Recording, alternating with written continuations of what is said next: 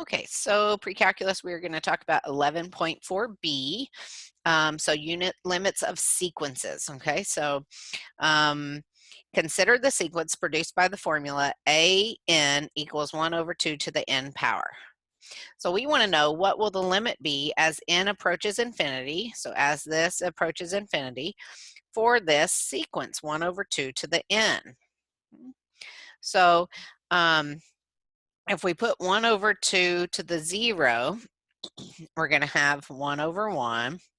1 over 2 to the 1 is going to be 1 over 2. Then it's going to be 1/4, and it's going to be 1/8, and so on and so forth.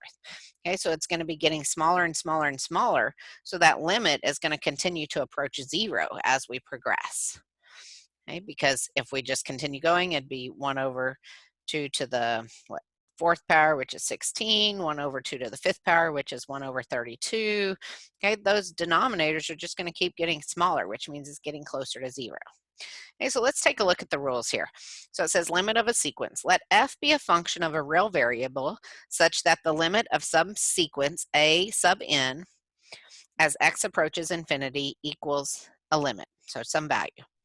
If a sub n is a sequence such that f of n equals a sub n for every positive integer n, then don't worry, we're going to go through this in your terms, okay? Then the limit as x approaches infinity of some function is just L. Okay, so a sequence that does not converge to a single real number is also said to diverge. In other words, if it bounces back and forth from -1 to 1 to -1 to 1 to -1, okay? So that is a diverging sequence. Okay?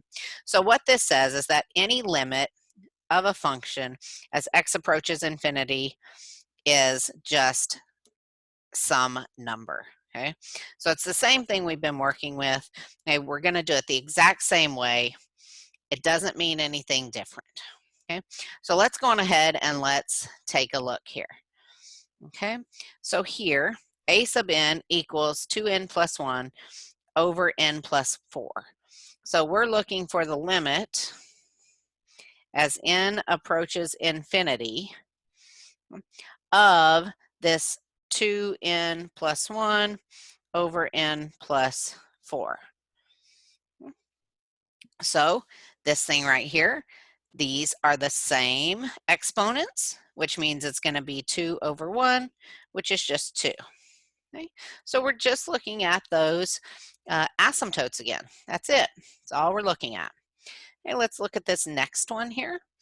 Okay, so b sub n, so same thing, we're looking for the limit as x approaches, or sorry, n approaches infinity. Let me erase that because it's kind of ugly now. All right, so n approaches infinity of this function, 2n plus 1 over n squared plus 4. Well, this thing right here is bottom heavy, and if this is bottom heavy, then it's going to equal 0. And let's look at this last one.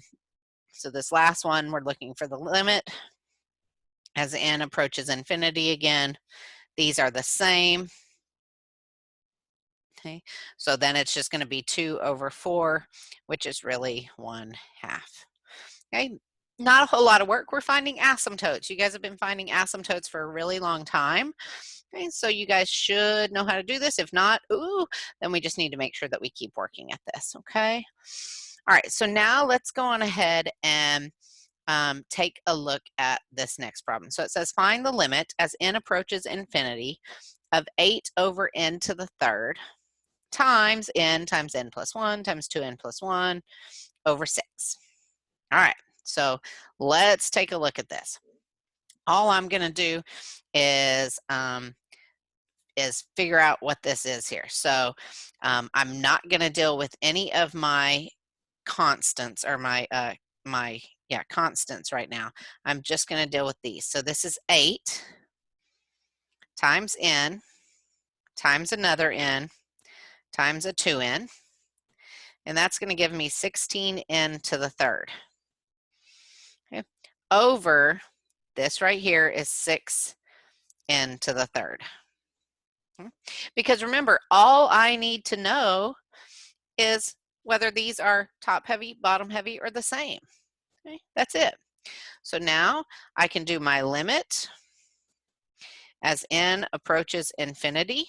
Okay, and that would be 16 over 6. That divides down by 8 over 3, not 8 over 2.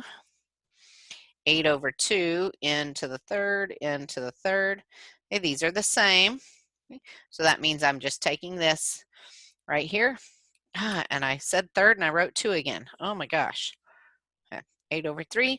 So my limit then is just 8 over 3. Okay, that's it. I don't care about these constants. All I care about are the n terms, okay, which is why I did not have to count those in this example. Okay. So go on ahead and do your 11.4 exercises and have a great day.